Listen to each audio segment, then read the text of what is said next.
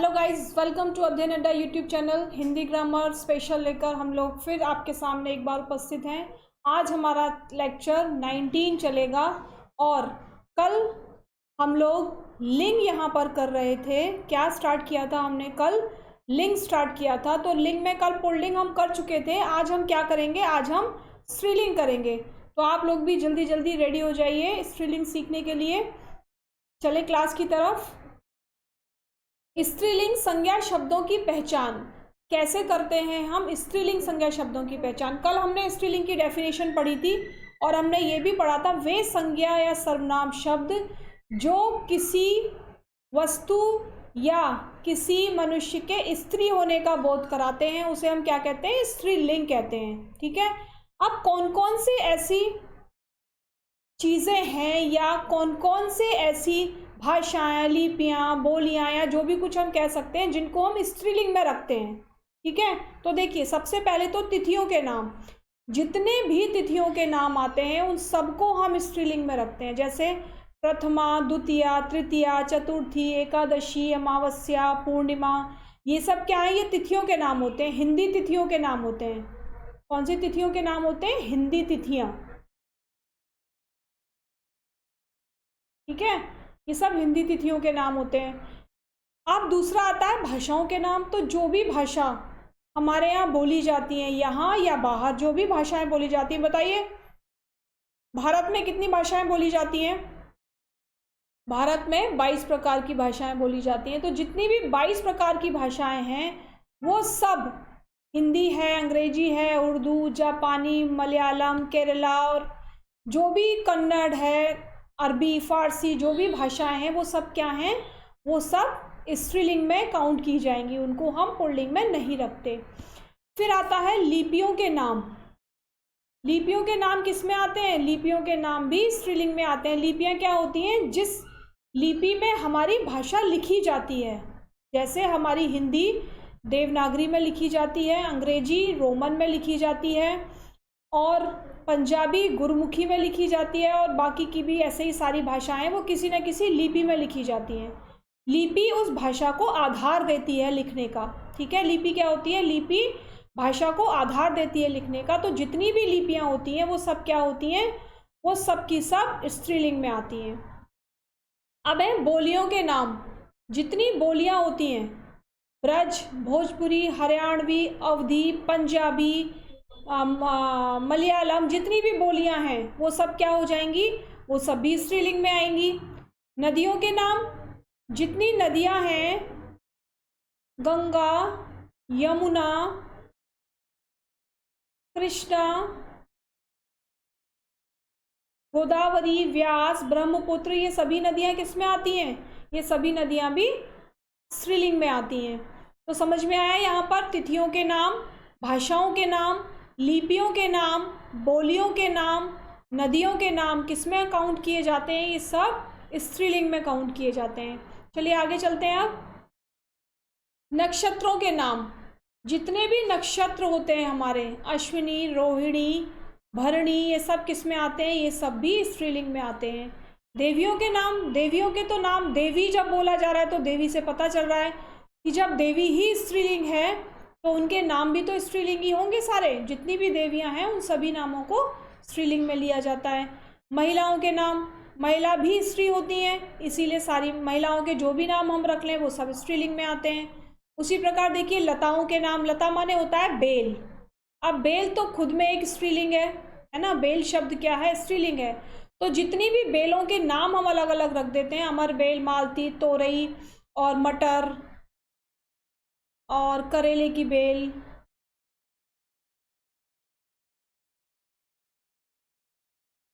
लौकी, तो ये सब क्या आ जाएंगी? ये सब स्त्रीलिंग में आ जाएंगी। अब देखिए, कुछ शब्दों को लगाने से भी शब्दों को पुल्लिंग से स्त्रीलिंग बनाया जाता है, या जिन शब्दों के पीछे इनमें से कोई शब्द लिखा हुआ मिले वो पहचान लेना कि वो ऑलरेडी स्त्रीलिंग है। जैसे आ अगर किसी शब्द के छात्र लिखा है यहाँ पर, छात्र, छात्र को अगर हम छात्रा लिखते हैं तो क्या हो जाता है? स्त्रीलिंग। क्या लगाया? आ लगा दिया। मीठा, मीठा। अब मीठा में हमने आई लगा दिया तो मिठाई हो गया, ठीक है। ये था पुल्लिंग, ये स्त्रीलिंग, यहाँ पर ये था पुल्लिंग, ये स्त्रीलिंग, समझ में आ गया। उसी तरीके से आइन, ठाकुर में अगर आइन लगा देते हैं तो ठकुराइन हो जाता है। नौकर में अगर आनी लगा देते हैं तो नौकरानी हो जाता है। तो जो ठाकुर शब्द है, ठाकुर, वो कैसा शब्द है? वो पुल्लिंग शब्द है। आइन लगाने पर वो स्त्रीलिंग बन गया। नौकर भी पुल्लिंग शब्द है और आनी लगाने पर वो स्त्रीलिंग बन गया। उसी तरीके से सजावट, ऐसे बोलते हैं साज, और साज में हमने अगर आवट लगा दिया तो वो हो गया सजावट। ऐसे ही घबराहट, गुड़िया, क्या लगाया गुड़िया में? इया लगाया। घबराहट में आहट लगाया। गरीबी में ई लगाया, गरीब। गरीब पुल्लिंग होता है लेकिन गरीबी क्या होता है? स्त्रीलिंग हो जाता है। उसी तरीके से ताकत, ताकत होता नहीं है, ताकत होती है ना, कि आप में कितनी ताकत है? आप में ताकत बहुत कम है, ऐसे बोलते हैं ना शब्द। तो ताकत किस में आता है? ताकत हमारा स्त्रीलिंग में आता है। ध्यान रखना ताकत को, कभी आप लोग ताकत को पुल्लिंग में लिखने लगो, क्योंकि ताकत जो शब्द लिखा हुआ जो हमें दिख रहा है वो ऐसा लग रहा है जैसे पुल्लिंग है, लेकिन जब हम इसे वाक्य में प्रयोग करते हैं तब हमें पता चलता है कि जो ताकत शब्द है ये स्त्रीलिंग का शब्द है, पुल्लिंग का शब्द नहीं है। अब आता है मानवता और नीति। तो ये भी कैसे शब्द हैं? ये सारे स्त्रीलिंग के शब्द हैं। क्लियर हो गए सारे शब्द आपको? इस पेज के नक्षत्रों के नाम, देवियों के नाम, महिलाओं के नाम, लताओं के नाम, और कुछ पुल्लिंग शब्दों को उनके लास्ट में प्रत्यय लगाकर कैसे चेंज किया जाता है स्त्रीलिंग में, ठीक है। चलिए, शब्दांत प्रत्यय अक को इका में बदलकर, यानी एक प्रत्यय हमारे पास किसी शब्द में लिखा हुआ है पाठक, जैसे बालक, अक, यहाँ पर भी अक है, यहाँ पर भी अक है, यहाँ पर भी अक है, यहाँ पर भी अक, अक, अक। अब इस अक को इका में अगर चेंज कर देते हैं तो वो क्या बन जाता है? पुल्लिंग से स्त्रीलिंग बन जाता है। कैसे? बालक का बालिका, लेखक का लेखिका, नायक का नायिका, पाठक का पाठिका, गायक का गायिका, विधायक का विधायिका, और क्या लिख सकते हैं? क्या लिख सकते हैं? हाँ, बालक का बालिका हो ही गया, लेखक का लेखिका हो गया। चलिए आगे देखते हैं। आनी प्रत्यय लगाकर, यानी किसी भी शब्द में आनी प्रत्यय लगाते हैं तो क्या बन जाता है? वो स्त्रीलिंग बन जाता है। देवर का देवरानी, चौधरी का चौधरानी, सेठ का सेठानी, भव का भवानी, जेठ का जेठानी, ठीक है। इन सब शब्दों में क्या लग रहा है? हमारे पीछे आनी लगा हुआ है, जिससे हम इसको स्त्रीलिंग में चेंज कर देते हैं। उसी तरीके से आप कुछ प्रत्यय लगाते हैं नी, शेर में शेरनी, मोर का मोरनी, जाट का जाटनी, सिंह का सिंहनी, ऊंट का ऊंटनी, भील का भीलनी, ठीक है। यहाँ पर क्या प्रत्यय लगाया गया है? यहाँ पर सब में नी प्रत्यय लगाया गया है, और नी प्रत्यय लगाकर उसको स्त्रीलिंग में चेंज कर दिया गया। नेक्स्ट है, कौन सा प्रत्यय लगाया? ई के स्थान पर इनी, जैसे हाथी का हथिनी, तपस्वी का तपस्विनी, स्वामी का स्वामिनी। ये सब क्या हुआ? ई हटाकर, बड़ी ई की मात्रा हटाकर यहाँ पर इनी लगा दिया, ठीक है। गज का गज, गजिनी, ठीक है। इसी तरीके से हम शब्दों को बना सकते हैं, और थोड़ी सी प्रैक्टिस करने के बाद हम अपने आप पुल्लिंग शब्दों को स्त्रीलिंग में और स्त्रीलिंग शब्दों को पुल्लिंग में चेंज कर सकते हैं बड़ी आसानी से। नेक्स्ट देखिए, शब्दांत ता के स्थान पर त्रि लगाकर, यानी ता हटाएंगे और क्या लगा देंगे? त्रि लगा देंगे। कैसे? कर्ता का कर्त्री, नेता का नेत्री, दाता का दात्री। नेक्स्ट देखिए, शब्द के पूर्व में मादा लगाकर। कुछ ऐसे शब्द होते हैं जिनको हम चेंज नहीं करते, जिनको हम बदल नहीं सकते, उनके आगे केवल हम मादा या नर लगा देते हैं, ठीक है। अगर खरगोश की बात है तो इसको हम नर खरगोश भी लिख सकते हैं, और इसको जब चेंज करना होगा मादा में तो हम लिखेंगे मादा खरगोश। भेड़िया को नर भेड़िया और मादा भेड़िया बोलते हैं। भालू को नर भालू और मादा भालू बोलते हैं। क्यों? क्योंकि इनके नामों को हम अपने आप से चेंज नहीं कर सकते, इसीलिए इनके आगे हम उपसर्ग लगा देते हैं। क्या उपसर्ग लगाते हैं? नर या मादा लगा देते हैं उपसर्ग। ठीक है। भिन्न रूप वाले कतिपय शब्द कव कवित्री, वर वधू, विद्वान विदुषी, वीर वीरांगा, मर्द औरत, साधु साध्वी, दूल्हा दुल्हन, नर नारी, बैल गाय, राजा रानी, ये सारे शब्द हैं, ये अलग अलग तरीके से बने हुए हैं। मतलब यहाँ पर कोई एक ऐसा रूल नहीं है कि यहाँ पर ई लगाना है, यहाँ पर ऊ लगाना है, यहाँ पर ए लगाना है। यहाँ पर हम अपनी सुविधा के अनुसार भी शब्दों को चेंज करके उन्हें स्त्रीलिंग से पुल्लिंग और पुल्लिंग से स्त्रीलिंग बना सकते हैं। ठीक है। जैसे सुनार, सुनहारिन। ठीक है। लोहार, लोहारिन। इस तरीके से जब हमें प्रैक्टिस हो जाएगी तो हम इजीली किसी भी शब्द को बदल सकते हैं कि इसका स्त्रीलिंग क्या होगा और इसका पुल्लिंग क्या होगा। तो सब लोगों को स्त्रीलिंग और पुल्लिंग समझ में आ गए। कैसे पुल्लिंग से स्त्रीलिंग बदलते हैं वो भी समझ में आ गए। सबको समझ में आ गए ना? अब देखिए आगे चलिए। कृत और तद्धित प्रत्ययों से बने विशेषण या कर्तवाच्य शब्द स्त्री या पुल्लिंग शब्द के साथ यथावत ही प्रयोग होते हैं। यानी कुछ ऐसे शब्द होते हैं जो कृत और तद्धित प्रत्ययों से बने होते हैं। कैसे शब्द? विशेषण या कर्तवाच्य शब्द जो स्त्रीलिंग या पुल्लिंग के लिए सेम ही प्रयोग में लाए जाते हैं, उनके लिए कोई चेंज नहीं होता। चाहे हम उन्हें स्त्रीलिंग के वाक्य में प्रयोग करें, चाहे हम उन्हें पुल्लिंग के वाक्य में प्रयोग करें। जैसे आकर्षक दृश्य या घटना। अगर हम यहाँ बोलें मोहन ने एक आकर्षक घटना देखी, तो स्त्रीलिंग है ना आकर्षक घटना। लेकिन अगर मैं बोलूं यहाँ पर रानी ने एक आकर्षक घटना देखी, तो क्या मेरा ये आकर्षक घटना चेंज हुआ है? यहाँ पर मैंने पुल्लिंग यूज़ किया है, यहाँ पर मैंने स्त्रीलिंग यूज़ किया है। क्या आकर्षक घटना में कोई चेंज आया है? नहीं आया ना।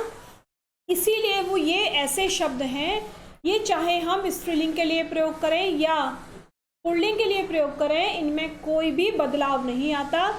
ऐसे वाक्यों को विशेषण या कर्तवाच्य, ठीक है, कृत और तद्धित प्रत्ययों से बने विशेषण या कर्तवाच्य कहते हैं। ठीक है। कर्त मतलब कर्ता जिस काम को करता है।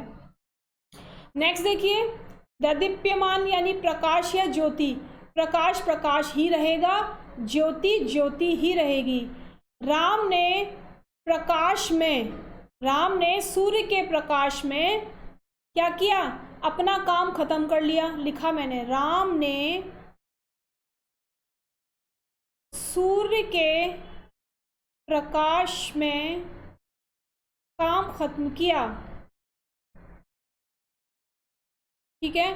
अब अगर मैं यहाँ पर रीटा लिख दूँ तो भी तो ये पूरा यही बनेगा सेंटेंस।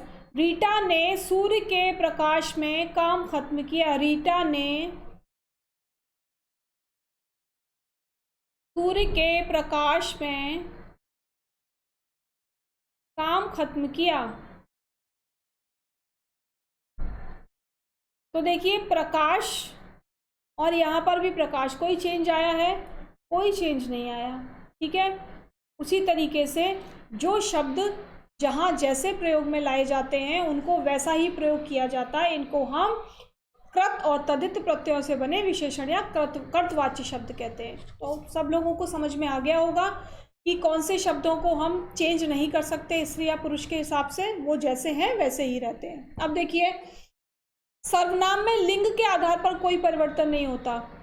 जो सर्वनाम हम शब्द लिखते हैं ना, मैं, तुम, हम, वे, कैसे शब्द हैं ये? सब सर्वनाम शब्द हैं। इनको हम चाहे स्त्रीलिंग में लिखें या पुल्लिंग में लिखें, यानी अगर हम किसी भी शब्द में हम लिंग चेंज करके लिखें तो ये शब्द चेंज नहीं होते। जैसे मैं कल घर जाऊंगी,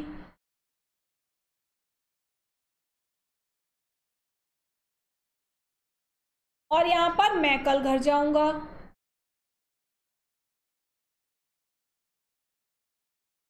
ठीक है, तो इस मैं में कोई चेंज आया है? कोई चेंज नहीं आया। उसी तरीके से कोई भी सर्वनाम शब्द हो उसमें कोई भी चेंज नहीं आता।